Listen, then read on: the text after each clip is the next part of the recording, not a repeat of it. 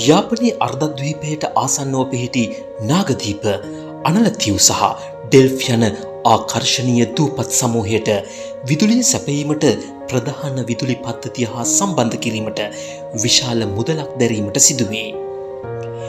මෙතෙක් විදුලිය ලබා දුන්නේ ඩීසල් ජෙනරේටර් මගිනි. එහෙත් එමකින් දෛනිකව දැරීමට සිදුවන පිරිවැය ඉතා විශාලය. එයට පිළියමක් ලෙස මෙම දූපත් සඳහා සූර්ය බලය, සුළං බලය සහ ඩීසල් ජෙනරේටර් සමග සම්බන්ධ කර හයිබ්‍රිඩ් ක්‍රමවේදයක් තුළින් බැටරි පද්ධතියක්ද සහිතව දිවා රාත්‍රී දෙකෙහිම අඛණ්ඩව විදුලි සම්ප්‍රේක්ෂණය කර එම විදුලිය සඳහා පිරිවැය අවම කිරීම සඳහා ඉන්දියානු ආධාර යටතේ මෙම ව්‍යාපෘතිය ආරම්භ කෙරිණි. මේ සඳහා ඇමරිකානු ඩොලර් මිලියන 11ක ආධාර මුදලක් ඉන්දියානු රජය විසින් පිරිනමන අතර එමකින් ප්‍රතිලාභ ලබන පවුල් සංඛ්‍යාව 3000කට ආසන්න වේ.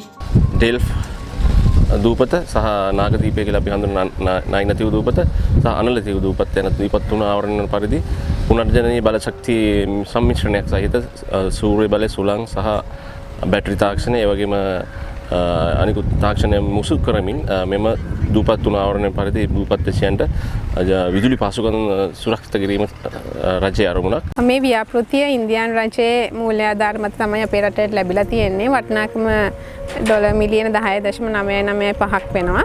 ඇත්තටම මේකෙන් කරන්නේ යාපනයේ දූපත් තුනක ඩෙල්ෆ්, අනලතිව් සහ නයිනතිව් කියන දූපත් තුනේ හයිබ්‍රිඩ් සිස්ටම් එකක් ඉන්ස්ටෝල් කරන එක තමයි මේ ව්‍යාපෘතියෙන් කරන්නේ.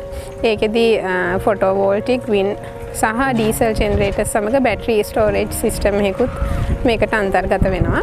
එතකොට සුනිත බල ශක්ති අධිකාරිය මගින් ප්‍රසම්පාදන කටයුතු සිදු කරලා ඉන්දියානු සමාගමක් මේ සඳහා තෝරාගෙන තියෙනවා. දැන් මේ අපි ඉන්න ඩෙල්ෆ් දූපතේ ඇත්තටම ඉදිකිරීම සිදු කරගෙන යනවා. ඔබට පේනවා මේ පැනල සවි කරලා තියෙනවා. ඩෙල්ෆ් දූපතේ කිලෝවොට් 800ක පමණ ජනනයක් කරන්න බලාපොරොත්තු වෙනවා අපි ඩීසල් ජෙනරේටර්ස් වගේ මේ ව්‍යාපෘතියේ යටතේ.